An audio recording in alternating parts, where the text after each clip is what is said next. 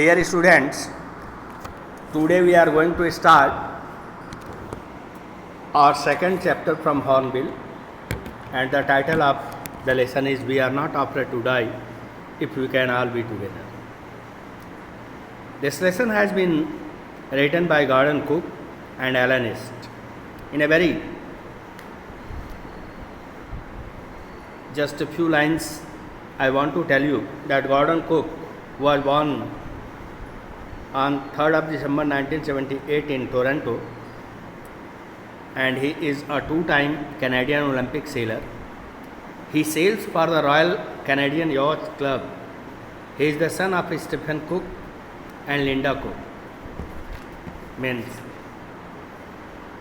Stephen Cook was his father and the name of his mother was Linda Cook. He had a great interest in writing stories too, and that interest can be just seen in the chapter "We are not afraid to die if we can all be together." Second one, who is Alan East. He was admitted to the role of solicitor in 2003 and has gained extensive experience as a litigator, manager and legal trainer. In this lesson, just writer tells us that this is his own experience, and this lesson is about a 37-year-old businessman who is the narrator of the story. He has a wife, Mary, and two children, Jonathan, age 6, and Suzanne, age 7. He and his wife both dream of a voyage around the world on their ship Wave Walker, which is a 23-meter long, 30 tons wooded hull, just like that of famous Captain James Cook. The whole family started sailing from Plymouth, England on July 1976. The initial phase of the 3-year-long journey was from Africa to Cape Town. It was pleasant. While heading east, along with two nearly hired crewmen, strong waves hit them and their survival became a question. The story tells us about how they fought each day and survived till the end. यानी इस chapter के माध्यम से आप देखेंगे कि Gordon cook और Alan East ने ये जताने का प्रयास किया है कि हौसला होकर बुलंद तो आंधियों में चिराग जल। ये कहानी एक 37 वर्षीय बिजनेसमैन की है, और वो 37 इयर्स ओल्ड बिजनेसमैन ही इस कहानी का नैरेटर है। उसकी वाइफ जिसका नाम मैरी, उसके 2 बच्चे जिसमें एक बेटा जिसका नाम जोनाथन है जिसकी उम्र 6 वर्ष है, बेटी सुजैन जिसकी उम्र 7 वर्ष है। इस प्रकार ये परिवार यानी ये बिजनेसमैन और उसकी वाइफ मैरी दोनों सोचते हैं कि पूरी दुनिया का पानी की जहाज़ से भ्रमण किया जाए, और इसके लिए वो बड़ी कठिन परिश्रम करते हैं। जहाज़ बन के तैयार होती है वेव वॉकर नाम से, जो 23 मीटर लंबी है, 30 टन वज़न की लकड़ियाँ उसमें इस्तेमाल हुई हैं। ये बिल्कुल वैसे ही है जैसे कैप्टन जेम्स कुक ने दुनिया का भ्रमण किया था, उसी हिस्ट्री को ये रिपीट करना चाहते हैं। और ये लोग इंग्लैंड के प्लाईमाउथ से अपनी जर्नी शुरू करते हैं 1976 में। जो शुरुआत के 3 वर्ष हैं वो अफ्रीका से केप टाउन की यात्रा बड़ी सुखद रही, लेकिन ज्यों-ज्यों ये लोग ईस्ट की ओर बढ़ते गए और इनके साथ जो चालक दल में 2 हायर्ड क्रूमैन थे, स्थिति खराब हो गई। बड़ी कठोर लहरें, तेज़ हवाएं आदि ने इनके जीवन पर संकट खड़ा कर दिया। इस कहानी में हम ये देखेंगे कि ये परिवार कैसे दिन प्रतिदिन इन आने वाली कठिनाइयों से संघर्ष कर रहा है और कैसे अंत में ये परिवार बच पाया। इसी की कहानी है we are not afraid to die. हमको मौत से डर नहीं, शर्त ये है कि if we can all be together, कि अगर हम सभी क्या हों साथ। ये बात परिवार के ही एक सदस्य ने कहा है। ये हम लोग चैप्टर पढ़ेंगे तब पता चलेगा, अभी हम उस चीज़ को डिस्क्लोज करना नहीं चाहते। आइए अब हम लोग चैप्टर को शुरू करते हैं। इन जुलाई 1976, यानी जुलाई 1976 की बात है, और यहाँ नरेटर कह रहे हैं कि माय वाइफ मैरी, इनकी जो बीवी थी मैरी, सन जोनाथन, बेटा जोनाथन जो कि 6 वर्ष का है, बेटी सुजैन जो कि 7 वर्ष की है, एंड आई और मैं जो नरेटर है, सेट सेल फ्रॉम प्लाईमाउथ। ये लोग प्लाईमाउथ जो कि इंग्लैंड में है, टू डुप्लीकेट, अपनी यात्रा शुरू किए, सेलिंग शुरू किए। किस वजह से? To duplicate the round the world voyage made 200 years earlier by captain James Cook. क्यों इस कार्य को शुरू किए? क्योंकि कैप्टन जेम्स कुक द्वारा 200 पूर्व जो लगाए गए संपूर्ण विश्व का चक्कर था, उसी को डुप्लीकेट करने के लिए, उसी की कॉपी करने के लिए, उसी को दोहराने के लिए इनकी बेटी, इनका बेटा, ये खुद और इनकी पत्नी 200 वर्ष पहले पूरे विश्व का भ्रमण करने वाले कैप्टन जेम्स कुक की यात्रा को रिपीट करने के लिए ये प्लाईमाउथ इंग्लैंड से अपनी समुद्री यात्रा पर निकल पड़े। For the longest time Mary and I, बता रहे हैं कि लंबे समय से इनकी बीवी मैरी और ये खुद जो कि 37 वर्षीय ओल्ड बिजनेसमैन थे, had dreamed of selling in the wake of the famous explorer. यानी कह रहे हैं कि लंबे समय से मैरी और मैं उस प्रसिद्ध खोजकर्ता का अनुसरण करने का सपना देख रहे थे।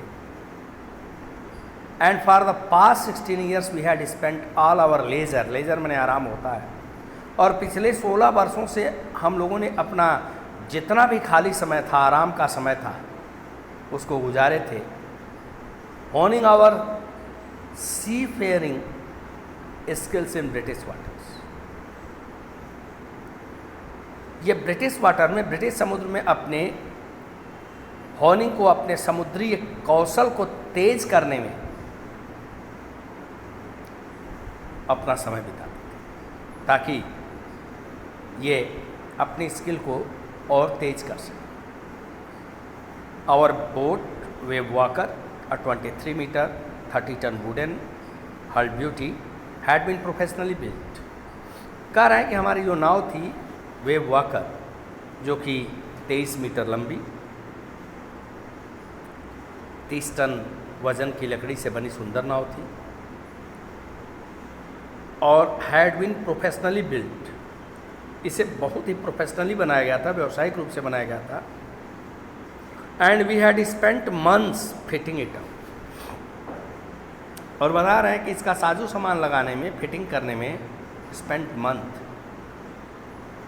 उसमें महीनों लग गए।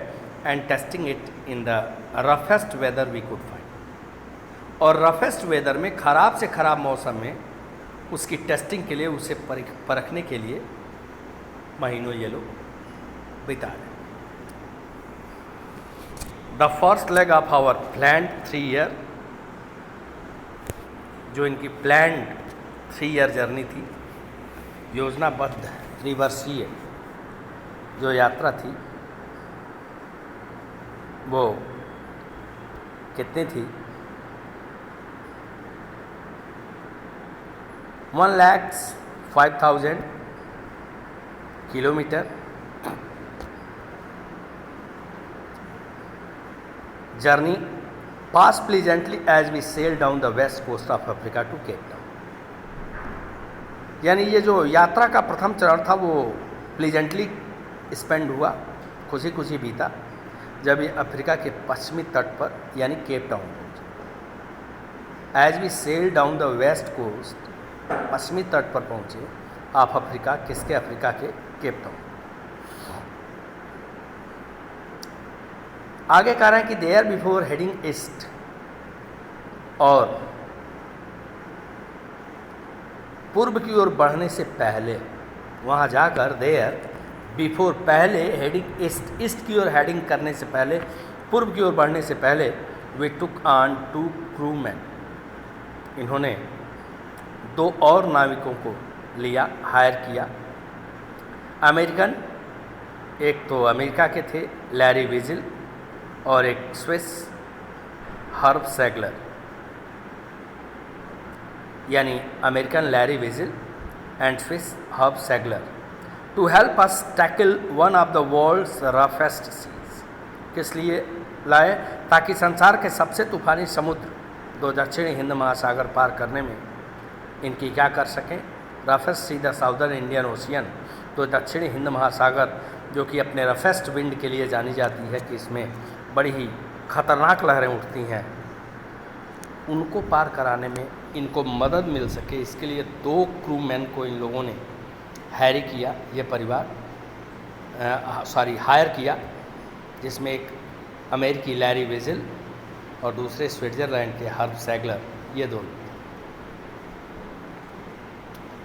आगे कह रहे हैं कि on our second day out of Cape Town we began to encounter strong gales. अब यहाँ देखिए, यहाँ राइटर ये बताना चाह रहे हैं कि केप टाउन से बाहर निकलने के दूसरे दिन, on our second day out of Cape Town, Cape Town से आउट होने के ठीक दूसरे दिन, वी बिगन टू इनकाउंटर, इनका सामना होना शुरू हो गया, इनकाउंटर होना शुरू हो गया, माने सामना शुरू हुआ किससे? स्ट्रॉन्ग गेल्स, तेज हवाओं से। For the next few weeks, अगले कुछ हफ्ते तक,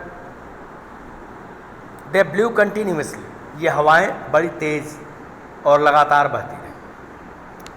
गेल्स डिड नॉट वरी मी, कह रहे हैं कि हवाओं से मुझे चिंता नहीं थी, but the size of the waves was alarming up to 15 metres as high as our main mast. लेकिन लहरों का जो आकार था, साइज ऑफ द वेव्स जो थी, जो कि अलार्मिंग, बड़ी ही चकित करने वाली थी, क्योंकि उनकी साइज़ थी 15 मीटर्स, भाई साहब 15 मीटर तक की लहरें उठती थी। जो इनकी जहाज़ के जो मेन मास था, मुख्य मस्तूल, उतनी ऊंची ऊंची लहरें, ये बड़ी परेशान थी। December 25 found us 3,500 kilometre east of Cape town, और कह रहे हैं कि 25 दिसंबर को हम लोग केप टाउन से 3,500 किलोमीटर पूर्व में थे, ईस्ट ऑफ केप टाउन, 25 दिसंबर तक। डिस्पाइट एट्रोसियस वेदर, भाई साहब एट्रोसियस मन होता है रफ, डिस्पाइट मतलब in spite of, in spite of और डिस्पाइट दोनों का सेम सेंस है, बस डिस्पाइट के साथ प्रीपोजिशन नहीं लगता, इन स्पाइट के साथ ऑफ लगता है। तो डिस्पाइट एट्रोसियस वेदर, ख़राब मौसम होने के बावजूद, we had a wonderful holiday complete with a Christmas tree. कह रहे हैं कि हम लोगों ने क्रिसमस ट्री के साथ शानदार छुट्टी मनाई।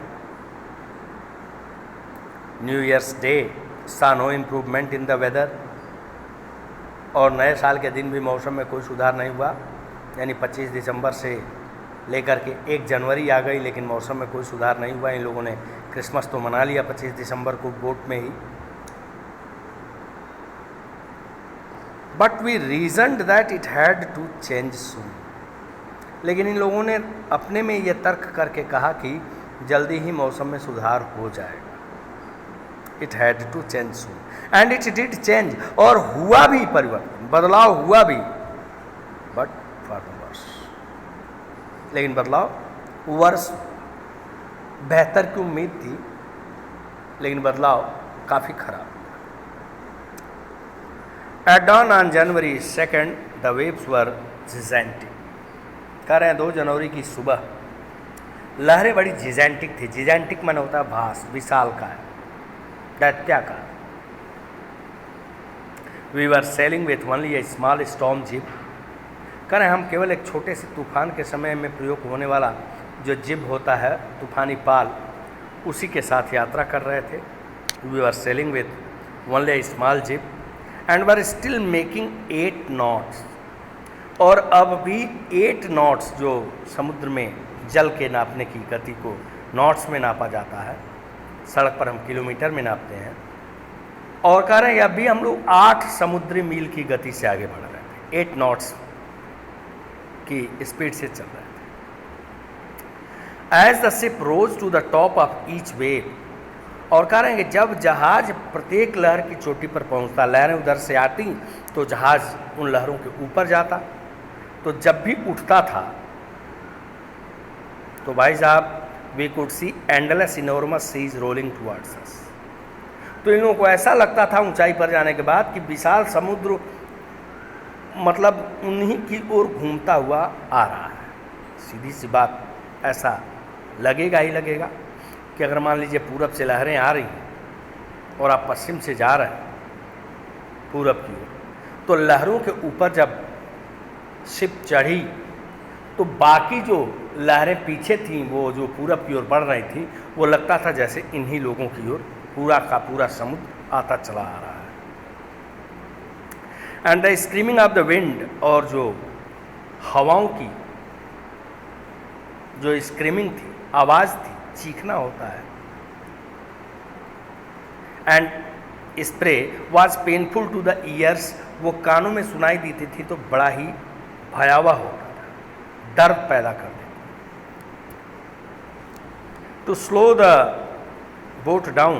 अब बोट की स्पीड को स्लो करने के लिए, स्लो डाउन करने के लिए, धीमा करने के लिए, we drop the storm jib. हम लोगों ने ये बता रहे हैं कि जो तूफानी पाल थी उसको ड्रॉप कर दिया, नीचे कर दिया, और कह रहे हैं कि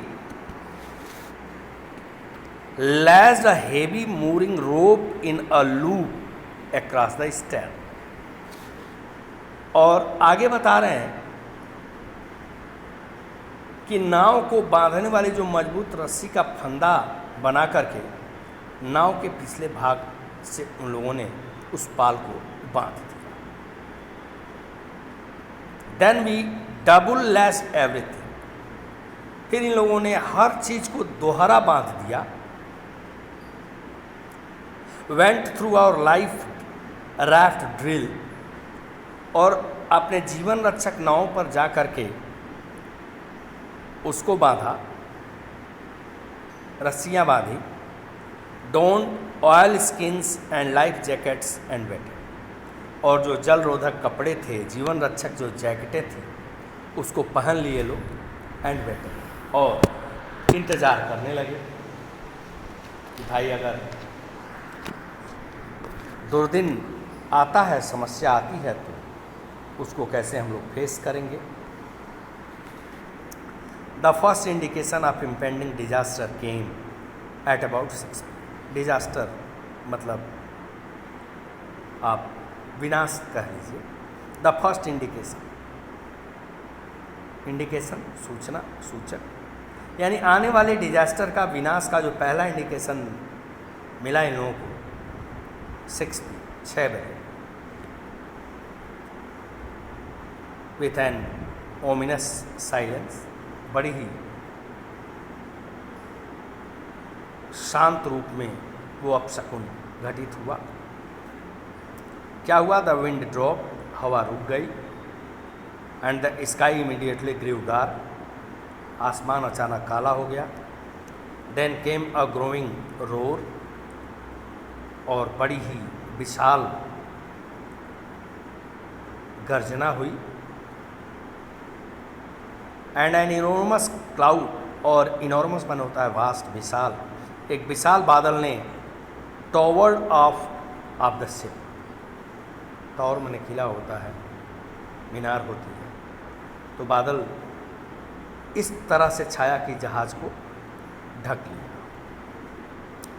with horror I realise that it was not a cloud, डर के साथ इन्होंने रियलाइज़ किया, महसूस किया कि ये बादल नहीं हो सकता, but a wave like no other I had ever seen, बल्कि ऐसी लहर थी ये जो कभी किसी ने देखी नहीं है।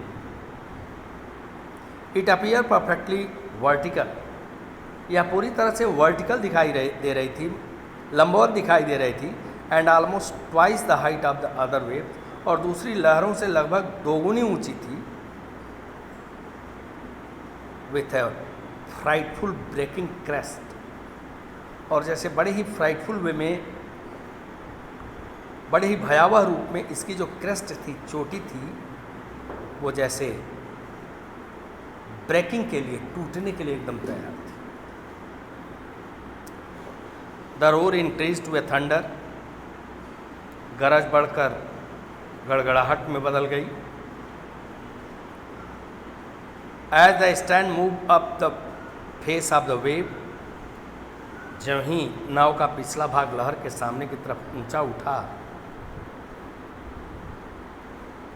And for a moment I thought we might ride over, और एक क्षण के लिए तो मैंने सोचा कि हम इस लहर के ऊपर चढ़ जाएंगे और पार हो जाएंगे। But then a tremendous explosion shook the deck, लेकिन तभी एक भयंकर धमाका हुआ और उसने नाव के डेक को, शीर्ष को हिला दिया। A torrent of green and white water broke over the ship, हरे और सफ़ेद पानी की विशाल लहर एकदम जहाज पर टूट पड़ी, ब्रोक ओवर हो गई। My head smashed into the wheel, मेरा सिर नियंत्रक पहिए से जाके टकरा गया। And I was aware of flying over board, और मुझे एहसास था कि मैं जहाज के ऊपर उड़ रहा हूँ। And sinking below the wave, फिर लहरों में लग रहा था कि मैं सिंक कर रहा हूँ, नीचे डूब रहा हूँ। I accepted my approaching death, मुझे मेरे पास आती हुई मृत्यु बिल्कुल स्वीकार्य रूप में दिखने लगी। मैं स्वीकार करने लगा कि अब मैं मर रहा हूँ। And as I was losing consciousness, और चूँकि मैं कॉन्शियसनेस लूज कर रहा था, होश खो रहा था, आई फेल्ट क्वाइट पीसफुल, मुझे अब शांति महसूस हो रही थी, क्योंकि अब मैं कोई प्रयास कर नहीं सकता था बचने के। अनएक्सपेक्टेडली, तभी आशा के प्रतिकूल, my head popped out of the water, मेरा सिर पानी से बाहर उछला।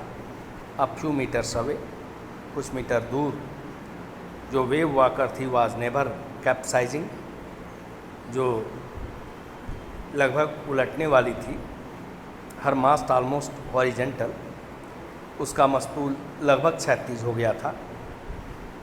लेकिन then a wave hauled her upright, लेकिन एक लहर आई और उसको अपराइट, सीधा कर दी। My lifeline jerked out, I grab the guard rails and sailed through the air into Wave Walker's main boom,